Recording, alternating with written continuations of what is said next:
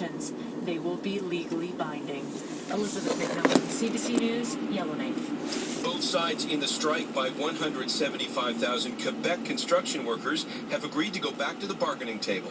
The walkout, now into its fifth day, has tied up major projects across the province. The Quebec government suggests if there is no deal soon, it will bring in back-to-work legislation. A group of First Nations people in Northern Ontario trying to give their community an image upgrade, inviting strangers, 40 of them, to come and visit and maybe change impressions of what life is like on the res. CBC's Jody Porter has the story. This is actually Westby. Karen Pesch sits on a milk crate in the back of a pickup truck, giving some of the visitors a tour of Kitchener-Kusip.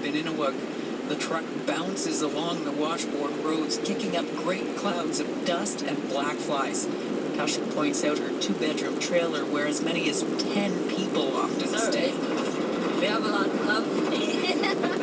Pesch is one of the young people who organized this trip aimed at breaking down stereotypes. She wants the visitors to see beyond the struggles, to witness the strengths of her community. I just love my friends and family. I have a lot of respect for the elders, and I love my lake.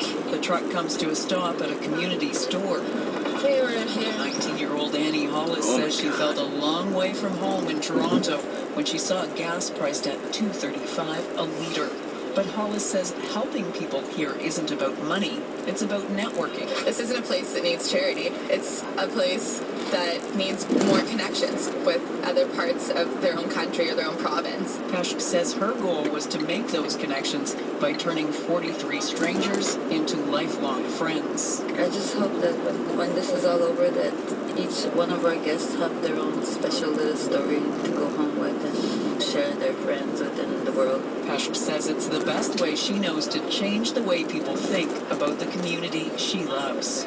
Jody Porter, CBC News, Kitchener-Kusip.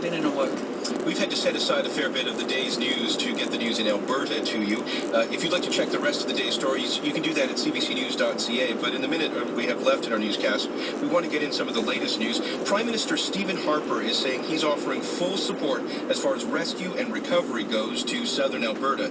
There have been some closures that are outside of Calgary. Banff, Yoho, and Kootenay National Park. To there have been shut down, many of them. And again, in southern Alberta, water levels about as high as anyone can remember in a decade. As for Calgary, the downtown has practically been emptied out.